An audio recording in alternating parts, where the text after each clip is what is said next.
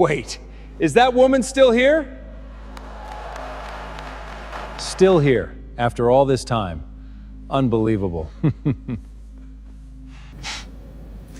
Since 8 this morning, apparently. Sweetheart, we are not hiring today. I'm not here for a job.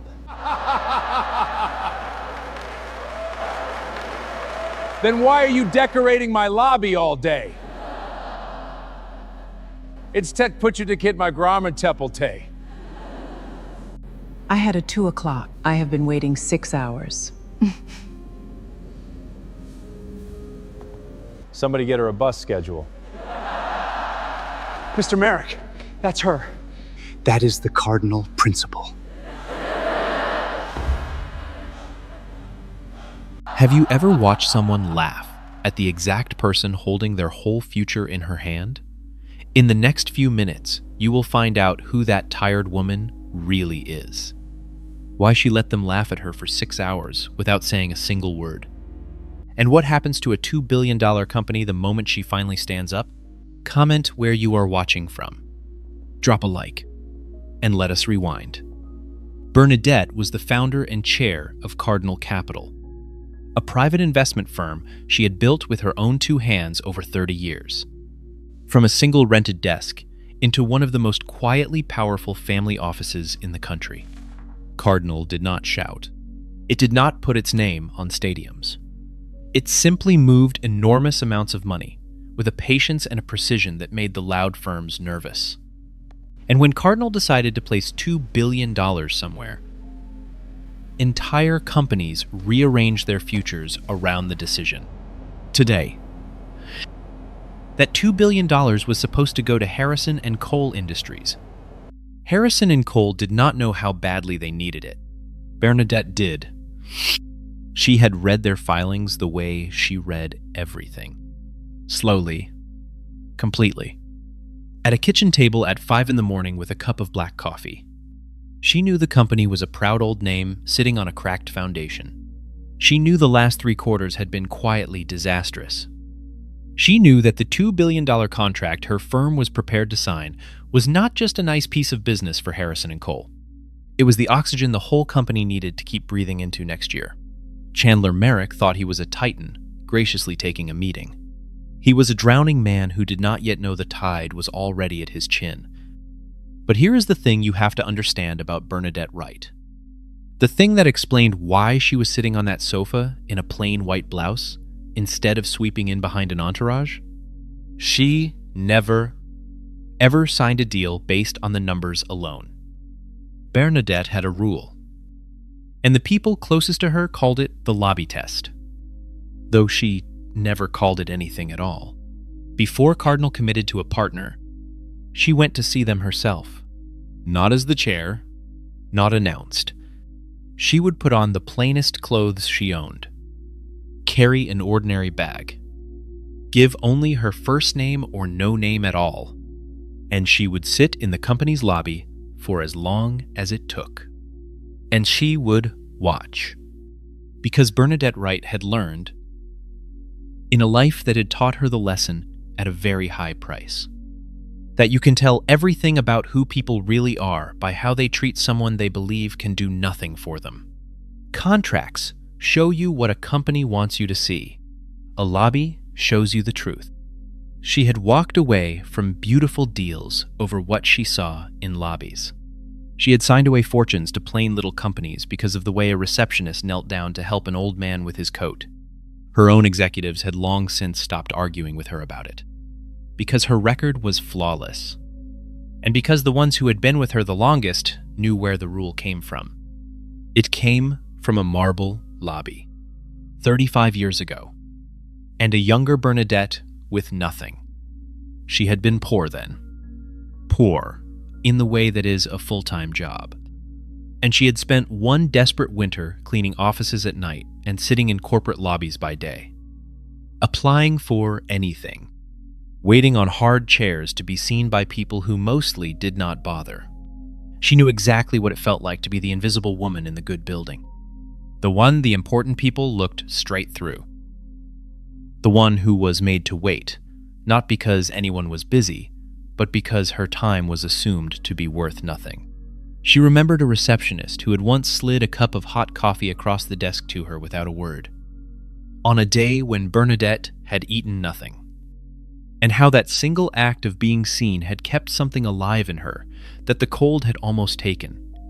She had promised herself, on that hard chair, that if she ever climbed out, she would build something, and she would spend the rest of her life making sure the invisible people got seen. It took her 20 years to be able to keep the second half of that promise. The first half nearly killed her. She worked nights and studied mornings, and got told no in more rooms than she could count. And she learned the one thing poverty teaches better than any business school, which is how to read a person fast and completely. Because when you have nothing, the difference between someone who will help you and someone who will use you is the only thing standing between you and the street. By the time she had a little money, she could already read a boardroom like a weather map. By the time she had a great deal of money, she had stopped needing to be in the room at all. She simply sent the plain woman with the ordinary bag, and the plain woman always came back knowing everything. People assumed a fortune like hers had to have come from luck, or from a man, or from something she would not want examined too closely. It had come from none of those. It had come from 30 years of being underestimated by people exactly like Chandler Merrick, and quietly turning their blindness into her advantage. She climbed out. God, how she climbed. And she kept the promise. Every day, in 100 quiet ways. And the loudest of them was the lobby test. The reason a billionaire was willing to sit for 6 hours in a plain blouse and let a room full of strangers decide, without knowing it, the fate of their own company. So, when Bernadette Wright walked into Harrison and Cole Industries at 8 o'clock that morning, gave the front desk only her first name, and said she was there to see Mr. Merrick, she was not being coy. She was giving them the fairest test in the world. A whole day. A clean slate. Every chance to simply be decent to a tired stranger in their lobby. She sat down on the cream sofa with her brown bag beside her. The bag that held a signed $2 billion term sheet, already initialed by her board. Waiting only for her. Yes. And she folded her hands, and she began, quietly, the way she always did, to watch. She watched the receptionist's smile disappear the second she decided Bernadette was nobody. She watched herself get bumped. And bumped again. Told Mr. Seven, Merrick was busy. Told to wait. Told to wait some more. She watched men in good suits step over her sightline like she was a piece of furniture. And she watched the hours stack up. 8, 9, 10, 11, noon, 1. And she felt the old cold creeping back into a room 35 years wide. In some part of her, the part that was still that girl on the hard chair, was not surprised at all. But she also watched one other thing. A young woman at the far end of the front desk, barely out of college, who kept glancing over at the tired stranger. No one would help. Bernadette Wright had come to Harrison and Cole to decide whether they deserved $2 billion. And for 6 long hours, in a plain white blouse, invisible on a cream sofa, she had been watching them fail the only test that had ever mattered to her, while exactly one person in the entire gleaming building quietly began to pass it. The young woman at the end of the desk was named Jasmine, and she was 23 years old, and she had been at Harrison and Cole for exactly 5 weeks. She was the newest and lowest person in the building. A temporary front desk hire who answered phones and printed badges and was not supposed to have opinions about anything. And she was the only person in 6 hours who treated Bernadette Wright like a human being. It started small, the way decency usually does. Around 10 in the morning, when the tired woman on the sofa had been waiting 2 hours, Jasmine filled a paper cup with cold water from the cooler and carried it over and set it down gently on the little table.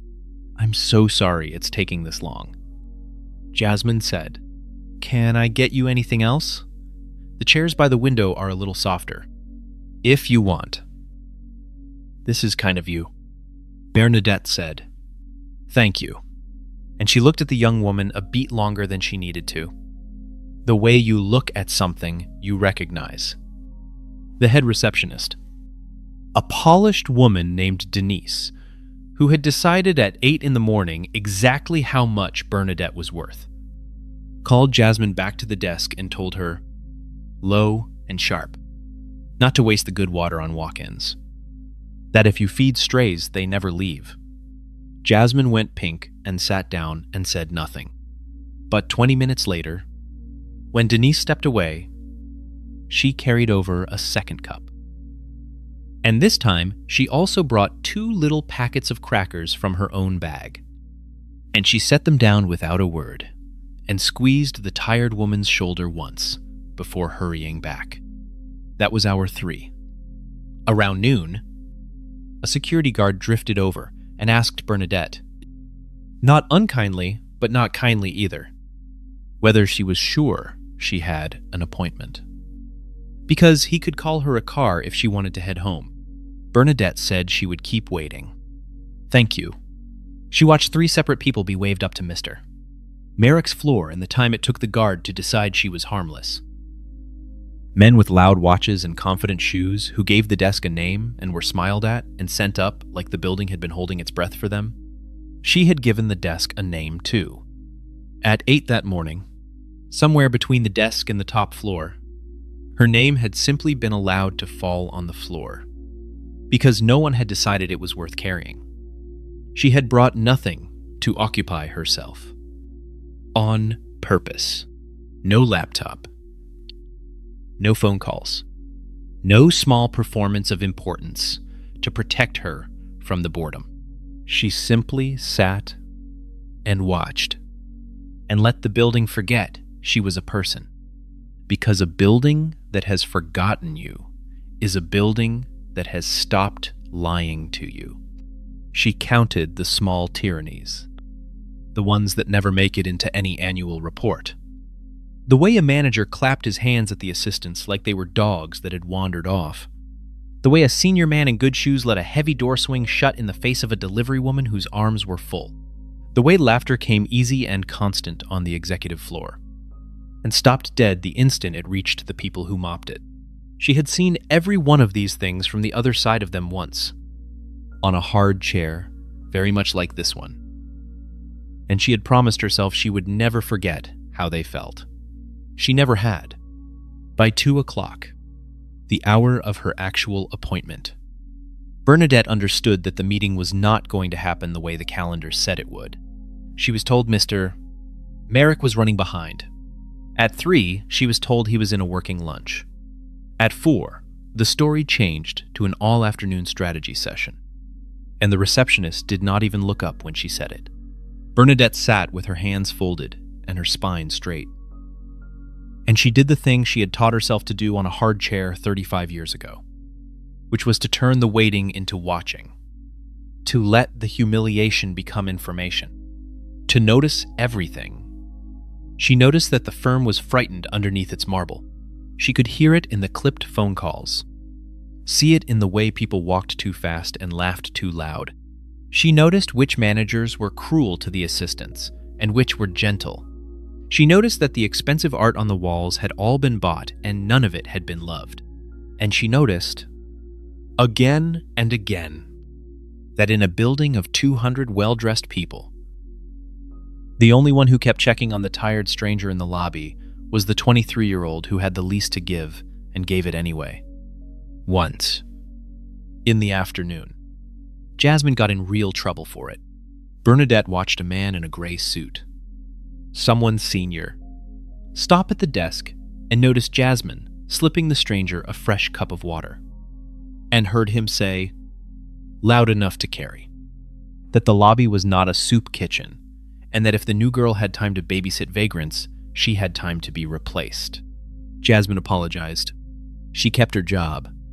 And the next time she passed the sofa, she whispered, cheeks burning, that she was sorry, that she wished she could do more, that nobody deserved to be treated like this. You are doing more than you know, Bernadette told her quietly. Don't lose that. It is the most valuable thing in this entire building. And not one person here has figured that out, except you. It was not a small thing that Jasmine did, though the girl herself thought it was nothing. Kindness under pressure is the rarest and most expensive currency there is, because it always costs the person spending it something real.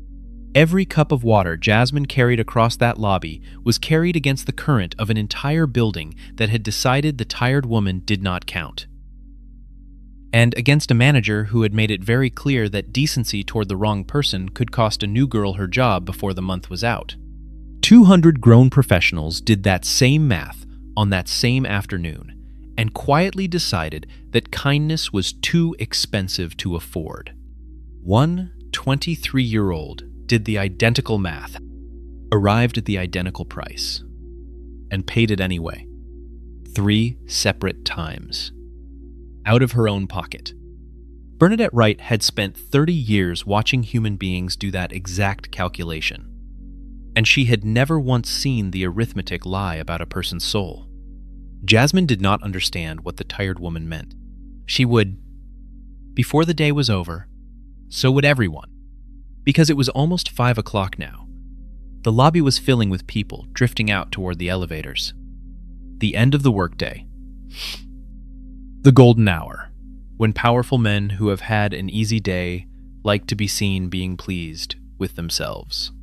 And across the marble, flanked by a woman with auburn hair and a coffee cup, and a little court of laughing employees, Chandler Merrick came strolling toward the doors, loose and grinning. The king of a castle he did not know was already on fire. He was about to see the tired woman on the sofa for the very first time, and decide, in front of 40 phones and the one kind person in the building, to make her the punchline of his afternoon.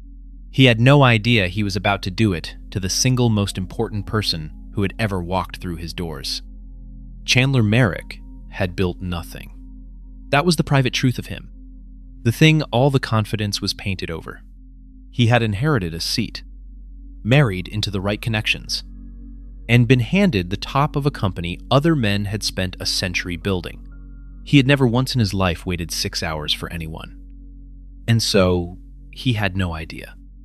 None at all. What he was looking at when his eye caught the tired woman rising from the cream sofa in her plain white blouse. He saw a nobody. Nobodies were Chandler Merrick's favorite audience, because they could not laugh back. There is a specific kind of man who needs an audience the way other people need air. And Chandler Merrick was the purest example his company had ever produced. He did not tell jokes to be funny. He told them to remind everyone in earshot of the pecking order, to point at someone standing below him and let the laughter confirm that he stood above. His employees had learned to laugh on cue the way you learn any survival skill, quickly and without thinking. Because the ones who did not laugh had a way of not being invited to the next meeting.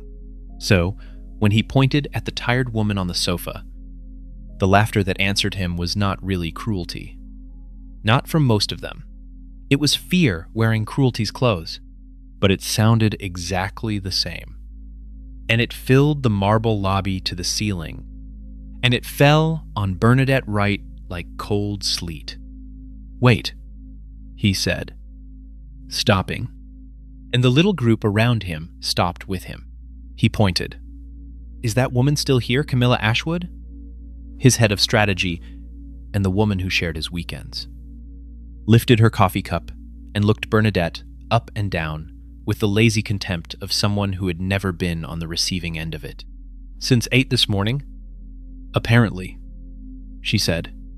The desk said she just would not leave. That got a laugh from the little court, and the laugh was gasoline. And Chandler Merrick had never met a fire he did not want to make bigger in front of an audience. "Sweetheart," he called across the marble, spreading his hands. "We are not hiring today. I am not here for a job," Bernadette said. Her voice was quiet and level, and it carried further than his did, the way still water carries a sound. "Then why?" Merrick said, delighted, playing to the phones that were already coming up around the lobby.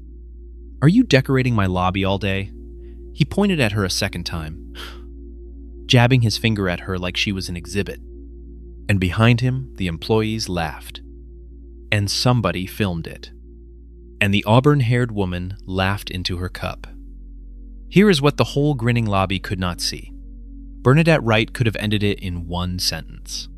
She could have said the word cardinal and watched every drop of color drain out of Chandler Merrick's handsome, borrowed face. Right there. Before he ever finished his joke. She had the power to do it in her folded hands the entire time. But she did not use it. Not yet. And it was not weakness that stayed her hand. It was that she had learned on a hard chair a long time ago that a person's true face only comes all the way out when they are certain there will never be a bill for it. So she let him keep going. She let the whole room show her exactly who it was. On camera, in the golden 5 o'clock light. Because she had come here for the truth, and the truth was finally, freely, being handed to her. "I had a 2 o'clock, she said. "I have been waiting 6 hours. Then you can wait 6 more. Merrick was already turning away, tossing it over his shoulder like a coin to a beggar. "Somebody get her a bus schedule." The court howled. Camilla actually applauded, one hand against her cup. It should be said that not one person in that laughing court would remember laughing. Later, that is how it always goes. The cruelty of a crowd belongs to no single person inside it. Every one of them would go home that night and tell themselves they had only smiled, only stood there, only watched. That the real cruelty had been Merrick's and had nothing to do with them. And every one of them would be wrong. Because a room only ever lets a man behave like that if the room agrees to laugh. And this room had been laughing in one way or another. For 6 long hours, phones drank it in. And in that laughter, something happened in Bernadette Wright that had nothing to do with money. For one moment, she was not a billionaire in a plain blouse running a test. She was 22 again. And cold. And invisible on a hard chair in a marble room. Being taught by important men that her time was worth nothing and her name was not worth carrying up a single flight of stairs. 35 years fell away in a breath. And every unseen person she had ever promised to fight for stood behind her eyes. And something in her went very quiet and very still, the way the sky goes still before the weather turns. People who met Bernadette Wright often mistook that stillness for softness, and it was the single most expensive mistake in her whole world to make. The stillness was not softness. It was the exact opposite. It was a woman who had felt every degree of this precise humiliation before, who had survived it back when survival was not guaranteed, and who had built out of that survival more quiet power than every loud man in that lobby would hold in 10 lifetimes. When Bernadette Wright went still, it did not mean she was hurt past speaking. It meant the decision had already been made somewhere behind her calm, dark eyes. And all that was left to happen was the timing. Off to the side, Jasmine had come out from behind the desk. Her hands were pressed over her mouth, and her eyes were bright with tears and fury.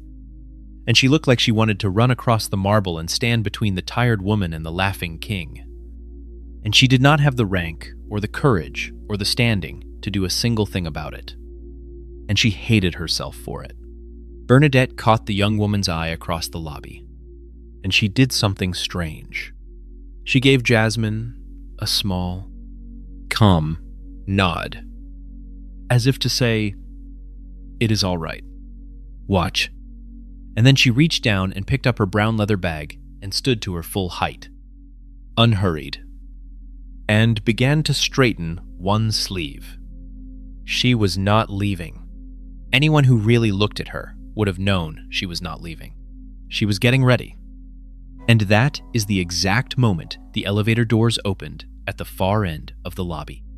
And a man named Nash came out at something close to a run, gray in the face, a phone still pressed to his ear, scanning the marble in a panic, because he had just discovered a name on the morning's visitor log that had stopped his heart. And he was about to say it out loud in front of everyone. Nash reached Chandler Merrick and grabbed his arm, which no one grabbed Chandler Merrick's arm. And the wrongness of that alone made the CEO turn around with a bark of irritation already forming on his lips. It died there. "Sir," Nash said, and his voice cracked in the middle of the word. "Sir, that woman on the sofa, that is Bernadette Wright." He swallowed. "That is the chair of Cardinal Capital. That is the Cardinal Principal. She has been in our lobby since 8 o'clock this morning. The desk logged her as a walk-in."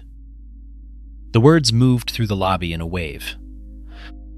From the people close enough to hear Nash to the people who only saw the faces of the people who had heard. Cardinal. 2 billion. The walk-in. The woman on the sofa. You could watch the understanding spread across the marble like the shadow of a cloud crossing a field. And everywhere it touched, a laugh died and a stomach dropped. The employees who had filmed the joke for their group chats suddenly understood they were holding evidence. The managers who had stepped over her all day did the quiet arithmetic on their own afternoons and went pale. Denise, at the front desk, who had rationed the good water, put a hand over her mouth. 200 people discovered in the same instant that they had spent the entire day auditioning for the most important client in the company's history.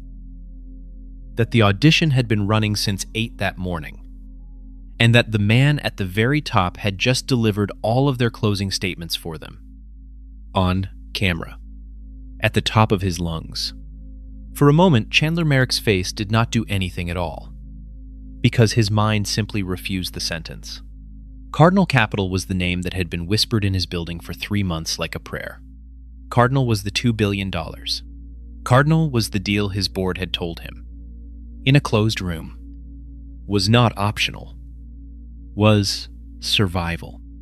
Was the only thing standing between Harrison and Cole and a very quiet, very final end. He had been told the principal was flying in to make the final decision in person. And he had pictured, vaguely, someone who looked like him. Someone with a loud watch and confident shoes. Someone he would take to the good restaurant. He had never once pictured the tired woman on the sofa. He had never once bothered to ask who the 8 o'clock walk-in was. And he had just spent the golden hour pointing at her and calling for a bus schedule. The blood left Chandler Merrick's face so fast that a woman near the elevators gasped. He went the gray-white of old paper, the color of a man watching the floor of his own life open up beneath his expensive shoes. The coffee cup in Camilla Ashwood's hand stopped halfway to her mouth. The laughing court went silent all at once, the way a flock of birds goes silent. And in that enormous marble quiet, 40 phones kept right on recording. It is a strange thing to watch a confident man's face come apart in real time. And the whole lobby watched every stage of it. First, the refusal. The split second where the brain simply rejects the words. Then, the arithmetic. The frantic backward run through the entire day.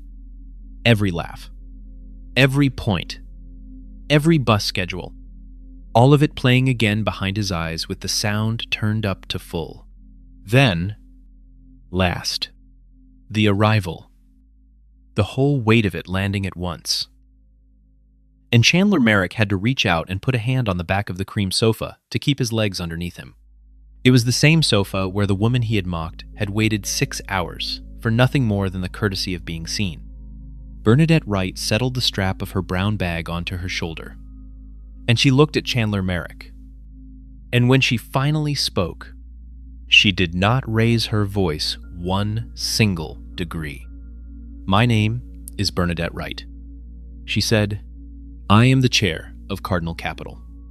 I came here at 8 o'clock this morning, alone, in ordinary clothes, and I gave your front desk my name, because I always come to see a company myself before I trust it with my money. I have been sitting in that chair for 6 hours. She let it settle. In my bag is a signed term sheet committing $2 billion to Harrison and Cole Industries. It only needed one more signature. Mine. The word mine landed in that lobby like a dropped safe. Ms. Wright. Chandler Merrick lunged for the recovery, the way drowning men lunge. All his easy charm gone. His voice suddenly warm and horrified and pleading. Ms. Wright, there has been a terrible misunderstanding. If I had known, if anyone had told me it was you, I would never have. And he heard the shape of his own sentence and could not finish it, because there was no end to it that was not a confession. If I had known it was you, I would have treated you like a person. Everyone in that lobby finished the sentence in their heads, and the finishing of it was the worst thing that had ever happened to Chandler Merrick. That is the whole point. Mr. Merrick, Bernadette said, and she said it almost gently, which was so much worse than shouting. You did not know it was me. So I got to see exactly who you are when you think no one important is watching. She glanced. Once. Around the silent marble. At the frozen court. At the phones. At the expensive art no one had ever loved. I have my answer now. I have had it for about 6 hours. Beside Merrick. Camilla Ashwood had already begun. Very slightly. To step sideways. It was a small thing. A single shift of her weight away from the man she had been laughing with 30 seconds ago, opening a few inches of cold marble between herself and the disaster. Bernadette saw it. Bernadette saw everything.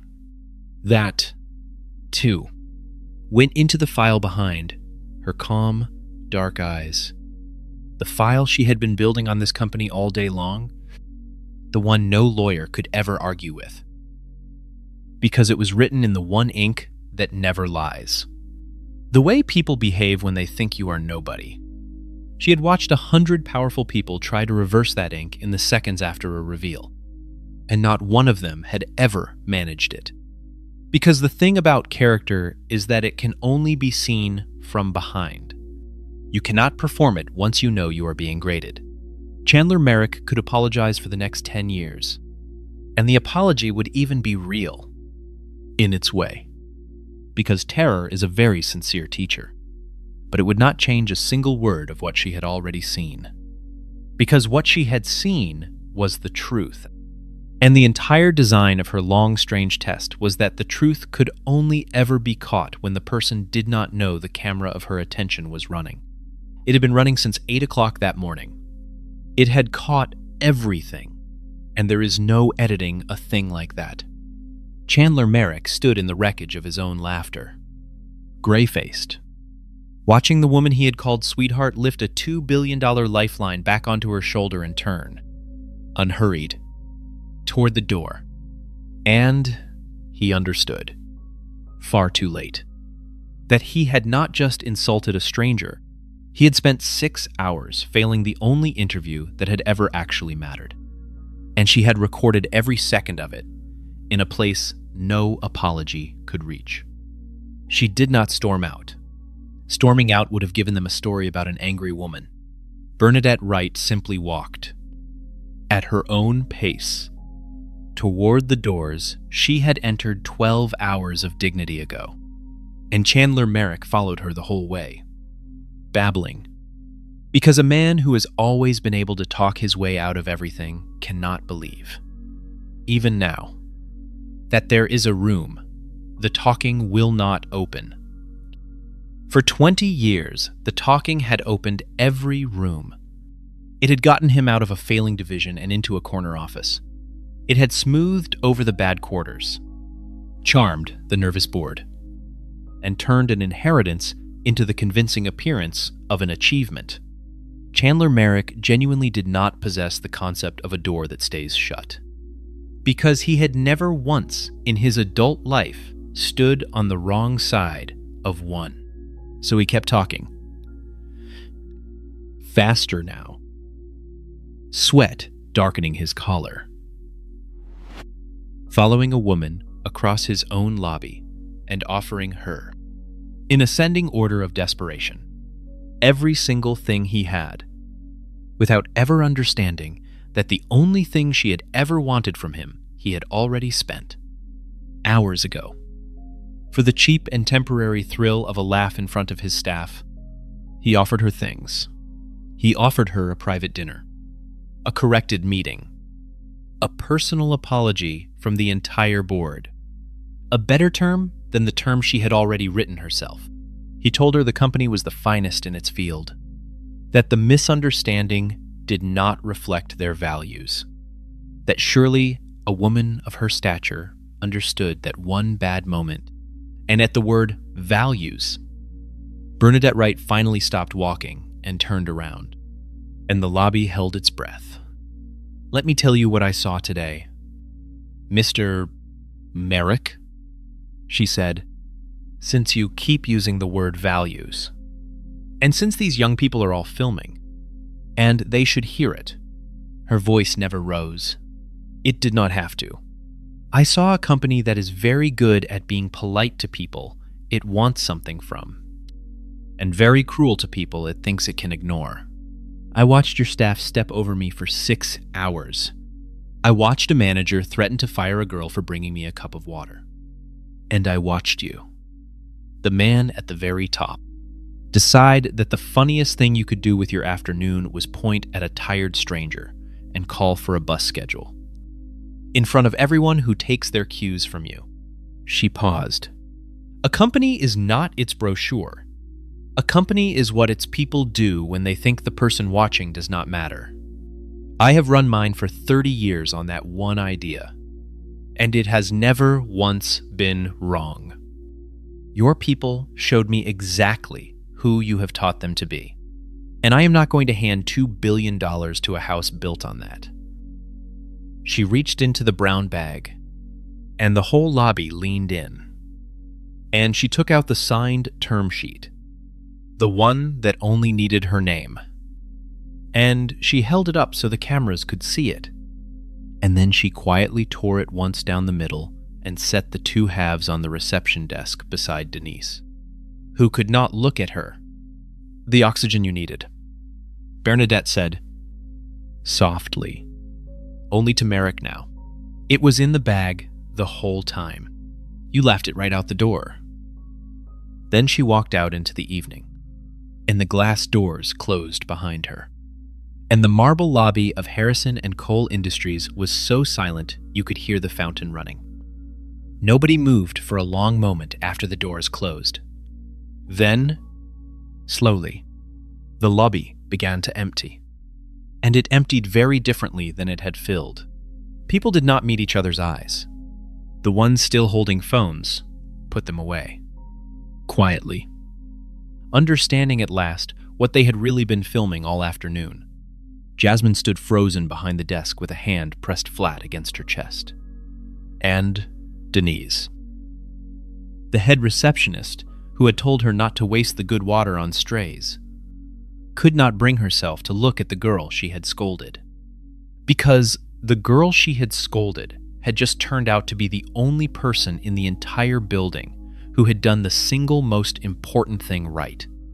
The sound of the term sheet tearing was still hanging in the air like a struck bell. Two torn halves of $2 billion sat on the reception desk. And not one person in that marble cathedral of ambition dared to touch them. What happened after happened fast. The way a building comes down fast once the last beam finally goes. The $2 billion did not simply vanish. It went, within the month, to a smaller and humbler competitor. A firm whose lobby Bernadette had also quietly tested, and whose receptionist had once helped a lost old man to the elevator without being asked. Harrison and Cole, denied the oxygen, began to suffocate exactly on schedule. The 3 bad quarters became 4. The stock, already sick, fell out of bed. And the video? Of course. The video was everywhere by the next morning. 40 angles of a gray-haired CEO pointing and laughing at a woman who turned out to be the richest, most important person ever to sit in his lobby. And the whole country watched it and drew the obvious and correct conclusion about the man and the company that made him king. The competitor who received the $2 billion instead was a plain and careful firm that had never once made a headline. And it made one now, and nearly doubled in size inside a single year. They never fully understood why the most important client in the country had chosen them over 100 louder options. All anyone could ever point to was that a quiet woman in ordinary clothes had come by their office once, months before, given no title, asked a few questions, and that their receptionist had walked her all the way out to the parking garage in the rain and insisted on holding the umbrella. That is the thing about the cup of water. You almost never find out which one it was. Camilla Ashwood did not go down with him. Camilla Ashwood had spent her whole career reading which way the wind was about to blow. And she read this one too. Within a week, she had given the board a very tearful, very detailed account of how uncomfortable Mr. Merrick's behavior had always made her. How she had laughed along that day only out of fear. How she had privately always championed a culture of respect. The weekends with Chandler ended the moment they became a liability. He learned, the way arrogant men always eventually learn, that the people who laugh loudest at your jokes are the first ones out the door when the laughing stops. The board removed Chandler Merrick within the quarter. There was a statement full of the phrase, "new direction." The man who had inherited the top of a company and treated it like a throne left it through the same lobby where he had made his last, most expensive joke. And there was no court of laughing employees to see him out this time. But the most important thing Bernadette Wright did that day was not tearing up $2 billion. And it was not ending a cruel man's career. It was a small thing. The kind of thing the cameras almost missed. And it happened on her way to the door. When she stopped, for exactly 4 seconds in front of a terrified 23-year-old at the end of the desk, Jasmine had shrunk down behind the desk, certain that whatever storm was coming would sweep her away with the rest of them. Because she was the newest and the smallest, and that is who storms take. So when the tired woman, who was not tired anymore, the woman who was apparently the most powerful person any of them would ever meet, stopped directly in front of her and set a plain white business card on the desk. Jasmine's hands started to shake. "What is your name?" Bernadette asked her. Gently. "Jasmine." "Ma'am, I'm so sorry. I wish I could have." "Jasmine?" Bernadette said it, the way you say a thing you want to remember. "You were the only person in this building who saw me today. 6 hours, 200 people, 1 cup of water." She tapped the card once. "That is my personal number. Not the office. Mine. You call me Monday morning. You are not going to spend one more day answering phones for people who threaten to fire you for being kind." She almost smiled. "I have been looking for people like you for 30 years. And they are rarer than $2 billion. And worth a great deal more." Then she was gone. Out into the evening, and Jasmine stood there holding a plain white card in a lobby that would be a national news story by breakfast. Not understanding yet that her entire life had just changed because of 2 paper cups of water and a couple of crackers from her own bag. She stood there for a full minute after the glass doors closed, reading the plain white card over and over. A simple rectangle with a name she had watched all afternoon and a phone number that would turn out to be the most valuable object she had ever held in her hands. Denise came over, changed utterly, and asked in a small voice if Jasmine was all right, and offered, absurdly, to get her a cup of water. And the two of them looked at each other and understood the whole enormous day at once. The most powerful person any of them would ever meet had sat in that lobby for 6 hours with the survival of the entire company folded inside a brown bag on her lap.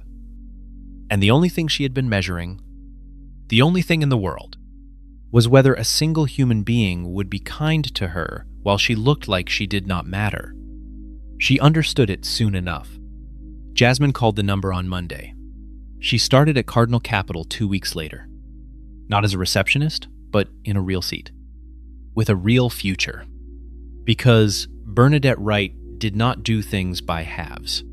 Over the next years, the older woman poured into the younger one everything a marble lobby had once refused, them both. And Jasmine, it turned out, had exactly the thing you cannot teach, and Bernadette had built an empire on. She saw people, all of them, especially the ones nobody else bothered to see. Because here, at the very end, is the thing Bernadette Wright had known since she was a cold. Invisible girl on a hard chair, 35 years before. She had built Cardinal Capital. All of it. On the memory of a single receptionist she never saw again. A stranger who had slid a hot cup of coffee across a desk to a nobody who had eaten nothing. On the worst day of that nobody's life. And by that one small act had kept a fire alive that would one day light up half an industry. Bernadette had spent her whole life trying to be that stranger for someone else. And in a gleaming lobby, on an ordinary afternoon, while a powerful man laughed himself out of $2 billion, a 23-year-old with a paper cup and a kind heart had reminded her, one more time, that the cup of water is never small. The cup of water is the whole entire thing. That was the single sentence Bernadette Wright had organized her entire life around. And it is not a soft sentence, though it can sound like one. It is the hardest and most demanding idea there is, because it refuses to let you choose your moments. It does not let you be kind only to the people who can promote you, or gentle only on the afternoons when someone important is clearly watching. It asks you to be decent to the tired stranger on the sofa, on the exact afternoon you are most certain she can do nothing for you, which is the precise afternoon that reveals who you have actually become. 200 people at Harrison and Cole were handed that test. In real time. For 6 unbroken hours. And they failed it in front of the entire watching world. One 23-year-old with the least power in the building passed it with 2 paper cups and a packet of crackers from her own bag, and walked straight out of her small old life and into an enormous new one. Harrison and Cole Industries did not survive the year. What was left of it was bought for parts. And the gold letters came down off the lobby wall. And the cream sofa where a billionaire once waited 6 hours was sold at auction with the rest of the furniture. Chandler Merrick was not hired to run anything ever again, because the video followed him into every room for the rest of his life. The way his laughter had once followed a tired woman across a marble floor. He had been so sure, standing in that lobby, that he was the most important man in it. He had been standing 3 feet from the most important person in the state, and he had pointed at her, and laughed, and called for a bus schedule, and it had cost him everything. Fully because the universe has a very long memory. and a very particular sense of humor. And Bernadette Wright kept doing what she had always done. She kept showing up in plain clothes, in ordinary lobbies, carrying an ordinary bag, giving only her first name. And sitting down to watch, most companies never knew she had come. A few of them. The kind ones. The ones who were decent to a stranger for no reason at all. Woke up one morning to the best news their business had ever received. And never once connected it to the quiet woman they had helped without thinking. On a day they had already forgotten. Because that is how it works. That is how it has always worked. The person you are kind to when you think they are nobody is writing the only reference that will ever really count. So here is my question for you tonight. And I read every single comment. When was the last time you were the cup of water for a stranger who could do nothing for you? Tell me about it below. And tell me where you are watching from. Share this with someone who needs the reminder that no act of kindness is ever wasted and no act of cruelty is ever truly unseen. And subscribe, because we tell the stories of the overlooked and the underestimated here.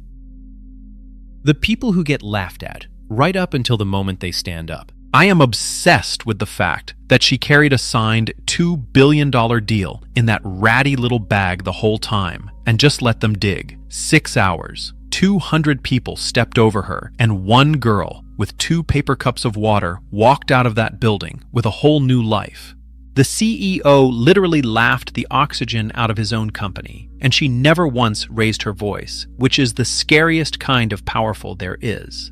Tell me, that is not the most satisfying thing you have heard all week. Be the cup of water, you guys. You genuinely never know who is sitting on that sofa. Drop a like if Jasmine deserved every single bit of that ending.